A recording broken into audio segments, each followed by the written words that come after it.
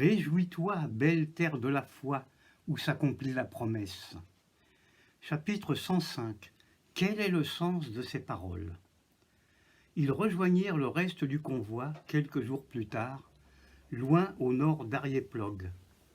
Isco avait dû assister au récit dramatique que Noréus avait fait de leur mission. La saisie courageuse du tambour, la destruction complète du site, l'attaque lâche des Lapons, le comportement ambigu d'Isco. L'évêque Pontanus écoutait le pasteur, regardait Isco. Une odeur de peau brûlée l'imprégnait. Son sourire l'habitait. Le temps de Pontanus battait son plein. Il attendait les explications d'Isco. Alors que j'avais sa lance sur sa gorge, ce Lapon a dit à ses hommes que si je le tuais, ils devaient me tuer d'abord, ce qui aurait été facile pour eux, et ensuite torturer le pasteur et le paysan, leur écraser les membres, leur crever les yeux et leur arracher les dents, les écorcher vifs et les laisser mourir lentement. Noréus prit un air effrayé. Ma propre vie importait peu, mais j'ai voulu épargner ses souffrances au pasteur Noréus. J'ai pensé que si ces Lapons voulaient reprendre leur tambour, qu'ils le reprennent. Vous en brûlez déjà tant. Un tambour ne valait pas la vie d'un pasteur. Pontanus évaluait l'histoire d'Isco. Peut-être soupçonnait-il le mensonge. Et ces Lapons, leur chef semblait très audacieux. Isco secoua la tête. Inconnu. Ce n'est pas l'impression qu'avait le pasteur Noréus. L'émotion, sans doute. Pontanus hocha la tête. Il paraissait songeur. Il s'avança vers le pasteur Noréus. Ainsi, votre peau vaudrait plus que celle d'un tambour sortilège? Noréus regarda l'évêque avec un air coupable, désespéré. Si Pontanus lui avait demandé à cet instant de se plonger dans un trou d'eau glacée, Noréus s'y serait jeté en chantant un psaume. Pontanus posa sa main sur sa tête et la caressa doucement, tout en regardant Isco. « Mais vous allez nous aider à en brûler beaucoup d'autres. Nous n'avons perdu que trop de temps dans ce pays. » Ils poursuivirent vers le nord au printemps. Rien n'arrêtait Karl Pontanus. L'odeur des tambours brûlés se répandait sur la Laponie. Mais avec Issat, la lignée Chieri tenait. Pendant l'attaque, Isco avait remarqué le respect silencieux des autres Lapons pour ce jeune chef audacieux. Il se rappelait le livre qui s'était appliqué à décrire des Lapons fuyant au premier danger. Issat était d'une autre trempe. Et si, finalement, c'était lui que le peuple Lapon attendait?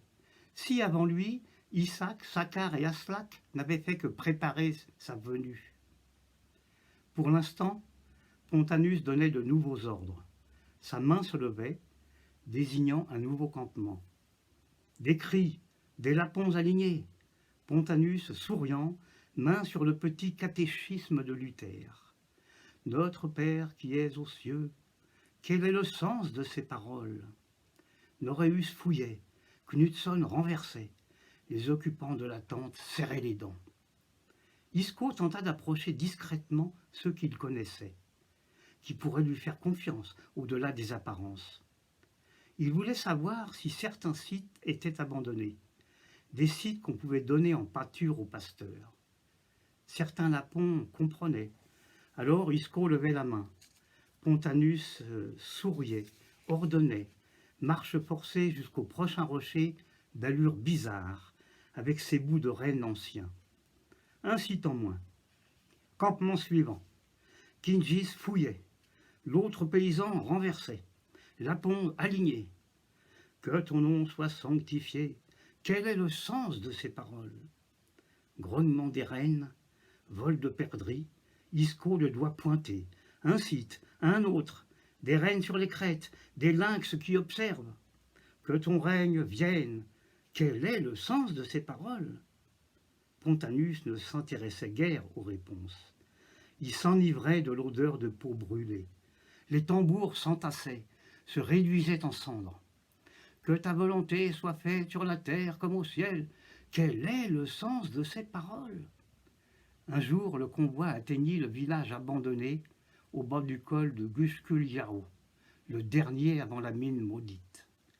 Les guides Lapon ne voulurent pas s'y arrêter. Ils savaient que les restes des cadavres, emportés par les crues, flottaient sous la surface de la terre, attendant la visite des Noaïdi pour donner des nouvelles aux vivants. Ils parvinrent à l'ancienne mine qui avait remplacé Nasafial, celle qui avait décimé les mineurs des villages alentours à cause d'un mal mystérieux. Pontanus humait l'air frais, comme s'il pouvait renifler les sites d'offrandes ou les tambours. Le campement fut établi en retrait d'un lac, à l'abri d'arbres afin de se protéger du vent, près d'un hameau lapon. Infatigable, Pontanus interrogeait. « Donne-nous aujourd'hui notre pain de chaque jour. Quel est le sens de ces paroles ?» Ceux-là craignent Dieu comme il faut, constata Pontanus plus tard. Il fit signe à un homme qui portait le pantalon et la tunique en peau de renne, un bonnet de feutre gris et long. Visage rond, nez écrasé et lèvres fermes. L'homme s'avança, pipe à la bouche. Il n'avait pas l'air de craindre l'évêque. « Niels est un bon chrétien, dit Pontanus à Isco. Raconte ce que tu m'as dit, Niels, puisque M. d'Etcheverry ne paraît pas se souvenir de ce qu'il a pu voir ici. Là-bas, après que les rennes ont mis bas, l'an dernier, je ramassais les écorces de pin pour la soupe. Et j'ai vu des arbres marqués. J'ai eu peur. Je vous ai dit, un bon chrétien. Continue. Des arbres comme ça marquent le territoire d'un Noaïdi. C'est interdit d'y aller. Et je crois bien que celui qu'on appelait le sage, il y faisait des sacrifices. Un endroit sacré là-bas, dit-il en pointant sa pipe vers le versant opposé. Sacré pour ceux qui pactisent avec le diable. Que m'as-tu raconté encore? Ce Noaïdi était un malfaisant. De là-haut, il envoyait des sorts à ceux qui travaillaient à la mine. Beaucoup de morts, partout, autour. Mon oncle le connaissait, Eret. Il était ensorcelé par lui. Et avant de mourir, il avait parlé à mon père d'une cache pour un trésor. Mon père n'y est jamais allé. Il se méfiait aussi. Il tirait sur sa pipe. Des adeptes de ce sorcier y font encore des offrandes. Niels n'ose pas y aller. Il pense qu'un luthérien exposerait son âme à des dangers invisibles. Mais un papiste mange bien à la même gamelle qu'un adorateur de Saraka. Isco et Anna ne sentaient pas le besoin de se parler. Il n'y avait plus rien à dire. Leur temps était passé. Isco savait que cet évêque des sombres desseins en avait après le site sacré d'Aslak, celui où il avait caché les anneaux dédiés à Marie. Isco serra les doigts d'Anna. Elle lui rendit son geste, esquissant un sourire. Regard toujours droit. Ce sourire la soulagea. « Merci, souffla-t-il. » Elle tourna subrepticement la tête, interrogative. « C'est à cause de moi que tu es ici. Pour révéler à Pontanus les lieux des sites, j'ai exigé ta présence dans l'expédition, en espérant pouvoir veiller sur toi et te protéger, et je n'en suis pas capable. » Elle ne répondit pas tout de suite, lui pressant les doigts. Là-bas, Pontanus et ses pasteurs houspillaient les guides. Ils gravissaient la colline qui surplombait la mine. Mais j'avais aussi besoin de garder Pontanus à portée, pour m'assurer de le tenir aussi éloigné que possible d'Aslak, d'Aïla et d'Issat. Tu vois bien dans quoi je t'ai entraîné. J'ai besoin de Pontanus, Pontanus a besoin de moi, lui et moi t'utilisons. Elle lui caressa les doigts longuement. Mais toi seul m'as fait l'amour. Isco ferma les yeux en continuant à marcher.